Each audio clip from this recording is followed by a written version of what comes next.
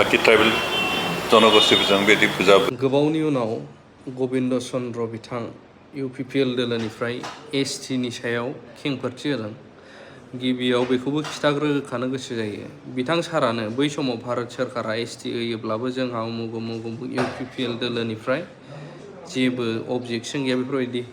आं दसे हल्ड दोनबाय फरायखानो हागोन बेबायदि बुंदोंमोन। दिनैनि दिनाव बे सारा मा बाथ्रा खेंफ्रुफिनदों? कंक्रिट डिसिसनाव फैथ'वाखै सिन्था सरसा खालामदों बेबो दा बाकी ट्राइबल जनगोष्ठीफोरजों बेदि फुजा बुजो थालायनाय गेलेयोब्ला जोंहा मा लाब जागोन मा लुकसान जागोन बेखौबो साननो गोनां जागोन। खारन आथिखालनि जिथु सरकार काउन्सिल सरकाराबो बा स्टेट गभर्नमेन्टनाबो आसामाव बहुत सिगांनिफ्रायनो सोलिबोबाय थानाय मोनद' जनगोष्ठीखौ ST होनांगौ होननाय जि डिमान्ड बेखौ आथिखालनि काउन्सिल सरकारा होगोन होननानैसो पजिटिभ माबा मोनसे नुदों। स्टेट गभर्नमेन्टनिफ्रायथ' बिथांमोना सिगांनिफ्राय बुंबाय थादों जे जोंनिफ्राय रिकमेन्डेसन हरगोन होननानै बुंबाय थादों। दा थारैनो बे मोननै सरकाराबो काउन्सिल सरकार आरो स्टेट सरकार बे मोननैबो सरकारा जुदि पजिटिभ नोट हरोबा बियो मादारनि इम्पेक्ट जाहैनो हागौ आरो बे मोननैबो सरकारा बेखौ पजिटिभ नोट हरोबा सेन्ट्रेल गभर्नमेन्टनि डिसिसना मा जाहैनांगौ बेखौ साननो गोनां दं। आरो इन केस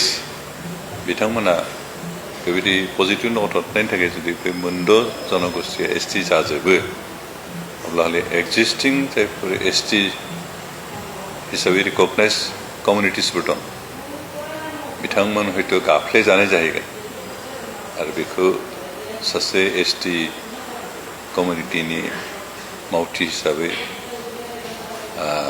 गनायनाया एसे इजि जानाय नङा। बेखौ ट्राइबेल संगठनफ्रा कुनु दिन गनायनाय नङा। बेनिखायनो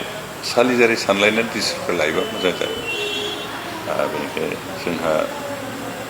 जनसंख्या हिसाबै जों STफ्रा खम दा 6 जनगोष्ठीफ्राथ' मा हिसाबै गोबां दं। बेनिखायनो गणतन्त्र गोबां समाव सरकारफ्रा मेजरिटिनि सायाव माबा खालामो एसे इम्पर्टेन्स होयो बारासिन गुरुत्व होयो। बेनिखायनो मेजरिटि इलेक्सनखौ लानानै मेजरिटिखौ गुरुत्व होनानै जुदि 6टा जनगोष्ठीनि दाबिखौ मानिना लायोबा बेखौ हयथ' कुनु ट्राइबेल जनगोष्ठीनि सुबुंफोरा गनायनाय नङा आरो बेयो जोंनि गेजेराव गोबां मोनसे दुंदुं हाव बारहावा मोनसे लाबोनो हागौ। बेनिखायनो जों बेखिनिखौ एसे सानलायनानै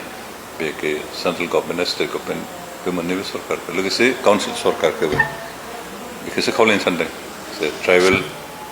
सुबुं हिसाबै ट्राइबेल नागरिक हिसाबै जे बे इस्युफोरखौ ओरैनो जानला मानला भट मोननायनि नोजोराव जानला मानला एसुरेन्स होलाबायनानै जानला मानला खामानि मावनानै गावनि सुबिदाखौ लानो थाङोब्ला बे जोंनि थाखाय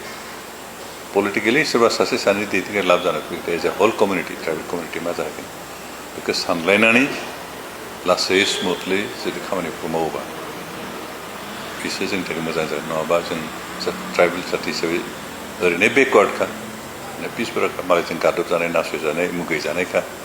आरो गाबोन जुदि बाखि 6टा जनगोष्ठीफ्रा जुदि ST जामारोबा बे स्टेट गभर्नमेन्ट आरो काउन्सिल गभर्नमेन्टनि रिकमेन्डेसनखौ लानानै अब्ला हले जों गाफ्ले जानायनि बादि जेबो जानाय नङा आरो बे थारैनो जोंनि एक्जिस्टेन्स ट्राइबेलफोरनि जितु एक्जिस्टिं जिखिनि ट्राइबेल बिथांमोननि जितु एक्जिस्टेन्स बेयो टटेलि गैया जाहैगोन। बेनिखायनो बेखौ आं काउन्सिलनि सुबुं हिसाबै BTC ओनसोलनि सुबुं हिसाबै बिटिआर काउन्सिल गभर्नमेन्टखौ जाहाथे खोब केयारफुलि डिसिसनखौ होलायो बेखौ खावलायो। ओरैनो नैबे जितु काउन्सिल इलेक्सन बेवहाय जोंहा आथिखालनि सरकार सालायनाय पार्टिनिफ्राय बिथांमोननि मेनिफेस्ट'आव स्पष्ट लिरदों जे 6 जनगोष्ठीनि जि ST डिमान्ड बेखौ जों रेकमेन्ड खालामगोन। ओरैनो काउन्सिल सरकार हिसाबै ST होनोथ' हाया दा बिसोरो खिन्थु हायाब्लाबो रिकमेन्डेसन पजिटिभ रिकमेन्डेसन हरोबा बे बिथांमोननि थाखाय प्लास पइन्ट जाहैयो। बेनिखायनो बे एसे साननो गोनां बाथ्रा जेरावहाय जों माबा जागोन ट्राइबेल जोंहा माबा पपुलेसना एसे खम दं गयखौसो आरो दा गोदानै 6टा जनगोष्ठी माहायबा जोंथ' हिसाबाव फैनाय नंखाया एक्जिस्टिं ट्राइबेलफ्रा हिसाबावनो फैनाय नङा कारण बिसोरो जोंनिफ्राय मर एडभान्स एजुकेसनेलि ससियेलि इक'नमिकेलि जोंनिफ्राय बहुत फार बेटार पजिसनाव दं बेनिखायनो जों जेबो पात्ता मोना एडमिसनावबो जों मोनहैनाय नङा साकरि बाकरिथ' मोनहैखानाय नङा आरो ओमफ्राय दा एक्जिस्टिं जायफ्रा एसटि बिदों बिथांमोननि बांसिनानो अबिसि एससि हिसाबै सुबिदाफोरखौ मोनखादों मात्र पलिटिकेल रिजार्भेसनखौ बिथांमोना मोनाखै बेल'सो आरो दा बिथांमोना पलिटिकेल रिजार्भेसन लुगैनानैसो एसटि बिदों नङाबा जों जिखिनि सुबिदा मोन्दों अबिसिआबो मोन्दों एससिआबो मोन्दों रावबो सुबिदा मोनालाखैनो थायाखै एमअबिसिफ्राबो मोन्दों एडमिसन रिजार्भेसन दं एपइन्टमेन्ट रिजार्भेसन दं गासैबो मोनखादों मात्र दा बिथांमोनहा पलिटिकेल रिजार्भेसन कनस्टिटुएन्सि रिजार्भेसन मोनाखै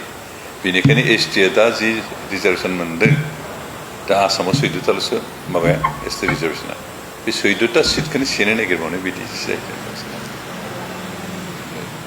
दा बेखौनो मोननो लुगैनानै बे माबाखौ खालामनाय बेनिखायनो बे जोंनि थाखाय खोब पजिटिभ जाहैयो बेनिखायनो जुदि बिथांमोनहा मेनिफेस्ट' जेनेबा खुगाजों बुंनाय आलादा बाथ्रा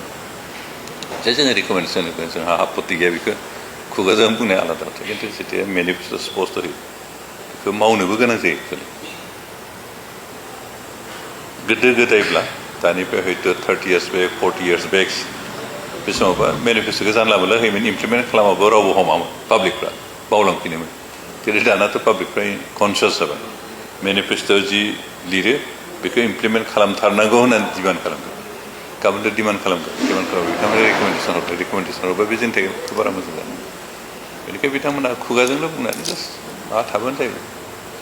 जे जों रिकमेन्डेसन हरगोन दे होननानै बुंनानै खुगाजों बुंनाय खिन्थु जेथिया मेनिफेस्ट'आ इन रिटेनलि इन ब्लेक एन्ड हवाइट जेथिया होयो अब्ला बेखौ इमप्लिमेन्ट खालामनो जाहैयो आरो बिदि खालामनो गोनां जायोबा बे जोंनि थाखायबो मोजां जाना आरो बे रिकमेन्डेसन हरोबा बे डिमान्ड होग्राफोरनि डिमान्डआव वेट मोनसे हैदेरनाय जायो बेखिनिखौसो दा दाथ' बेखौनो सानबाय खिन्थु मोनसे बाथ्रा थिग जे गाबोन जुदि बे 6 जनगोष्ठी एसटि जायोबा दा जायफ्रा एसटिनि सुबिदा लानो सरकार सोलायगोन बिथांमोनाबो जोख्लाय जागोन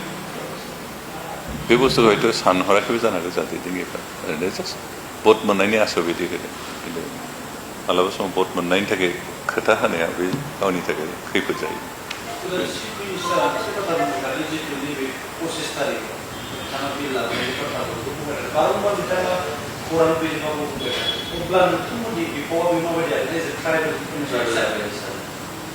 दा जों बे ट्राइबेल एमएलए जिखिनि दं दासिमहालागै बे इस्युखौ लानानै सावरायलायनाय जायाखै बेखौ सावरायगोन